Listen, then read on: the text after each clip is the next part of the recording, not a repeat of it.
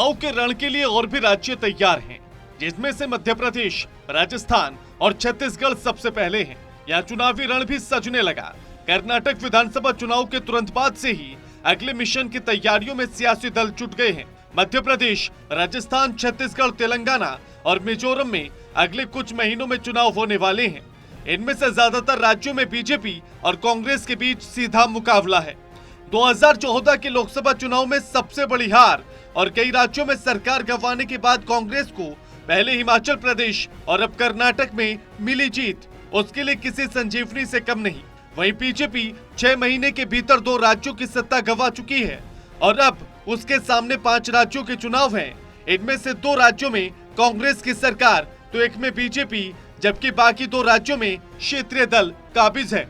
हालांकि कभी भी 2 अलग अलग राज्यों के चुनाव एक जैसे नहीं होते। उनके मुद्दे, उनकी प्रकृति, जमीनी स्थिति और नेता अलग अलग होते हैं। इसके बावजूद कांग्रेस के हौसले बुलंद हैं, जबकि बीजेपी की चिंताएं और चुनौतियां दोनों बढ़ गई हैं।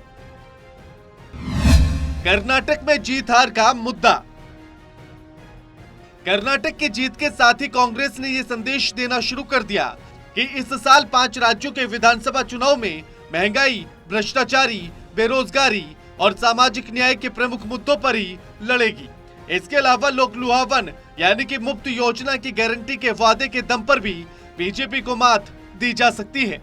वहीं कर्नाटक में हार के बावजूद बीजेपी हिंदुत्व, विकास और मोदी फैक्टर के भरोसे चुनावी रथ पर सवार है। कर्नाटक में निराश होने के बावजूद अपने कार्यकर्ताओं को ये संदेश दे रही है कि हार जीत तो लगी रहती है। 5 राज्यों में चुनाव की नई रणनीति और नए एजेंडे के साथ उतरने की रणनीति पर कदम बढ़ा रही है। इतना ही नहीं, बीजेपी क्या नेतृत्व के मामले में अपनी तस्वीर आगामी चुनाव में रखेगी। मोदी बनाम राहुल की लड़ाई नहीं बनी।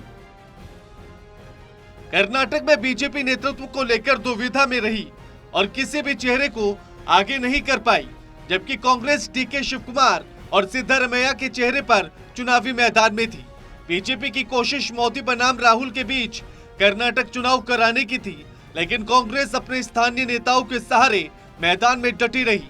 बीजेपी मोदी के नाम और काम के साथ साथ राष्ट्रीय मुद्दों पर चुनाव लड़ी थी, जबकि कांग्रेस स्थानीय और सामाजिक न्याय के मुद्दों पर अड़ी रही। कांग्रेस और बीजेपी के नेतृत्व का मामला। राजस्थान और छत्तीसगढ़ कांग्रेस के द्वारा शासित 2 राज्य हैं, जहां कांग्रेस के पास अशोक गहलोत और भूपेश बघेल के रूप में मजबूत स्थानीय नेतृत्व है। हालांकि कांग्रेस को दोनों ही जगह गुटबाजी का सामना करना पड़ रहा है। राजस्थान में अशोक गहलोत और सचिन पायलट के बीच टकराव है, तो छत्तीसगढ़ में भूपेश बघेल और टीएस सिंहदेव के बीच। बीजेपी राजस्थान और छत्तीसगढ़ दोनों ही राज्यों में विपक्ष की भूमिका में है, लेकिन किसके चेहरे पर चुनाव लड़ेगी ये बात साफ नहीं। बीजेपी दोनों ही प्रदेशों में पीएम मोदी के चेहरे पर चुनाव लड़ेगी या फिर स्थानीय नेतृत्व को आगे करके चुनावी मैदान में उतरेगी। राजस्थान में पूर्व मुख्यमंत्री वसुंधरा राजे से लेकर केंद्रीय मंत्री गजेंद्र सिंह शेखावत, सतीश पूनिया और अश्विनी वैष्णव जैसे नेता दावेदार हैं।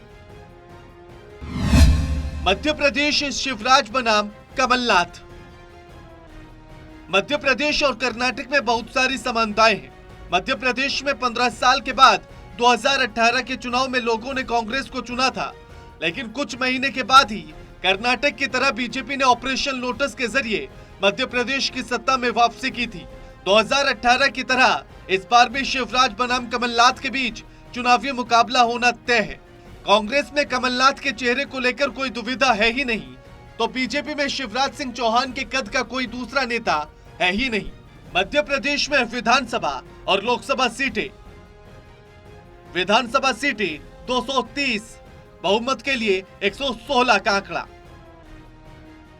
2018 के नतीजे कांग्रेस 114, बीजेपी 109, बसपा 2, सपा 1, निर्दलीय 4। मौजूदा स्थिति बीजेपी 122, बसपा 2, सपा 1, निर्दलीय 4, कांग्रेस 96, एक सीट रिक्त। लोकसभा सीटें 29। 2019 के चुनाव नतीजे बीजेपी 28 और कांग्रेस 1 जीती।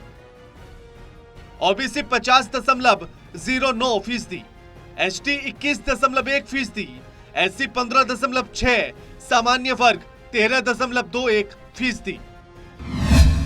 मध्य प्रदेश में चुनावी मुद्दे। मध्य प्रदेश में हिंदुत्व का एजेंडा कांग्रेस और बीजेपी दोनों की तरफ से खेला जा रहा है।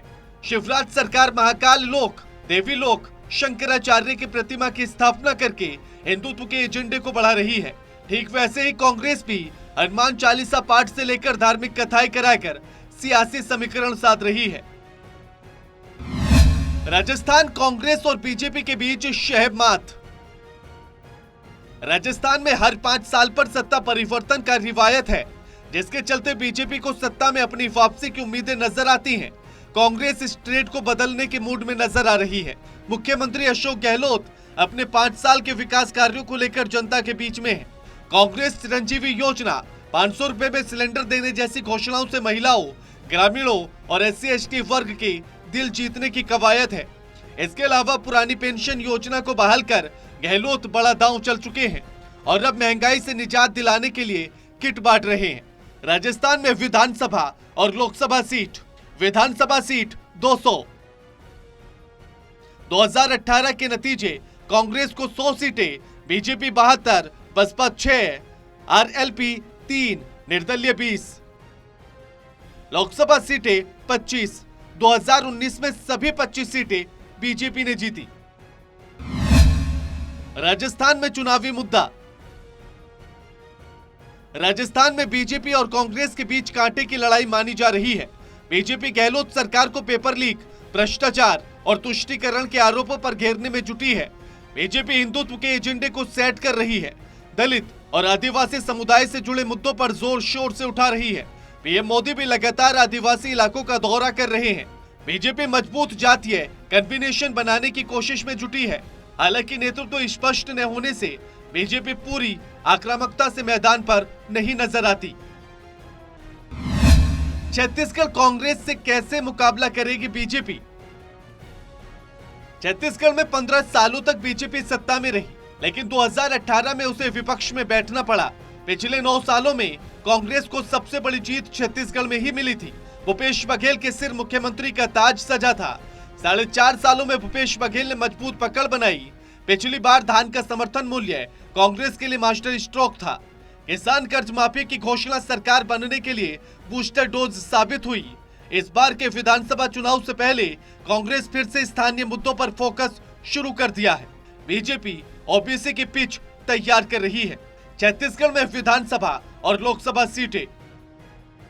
विधानसभा सीटें 90, बहुमत के लिए 46।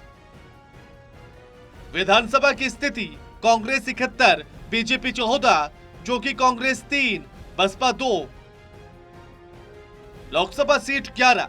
2019 चुनाव नतीजों में बीजेपी 9, कांग्रेस 2। स्थानीय मुद्दा और हिंदुत्व पॉलिटिक्स।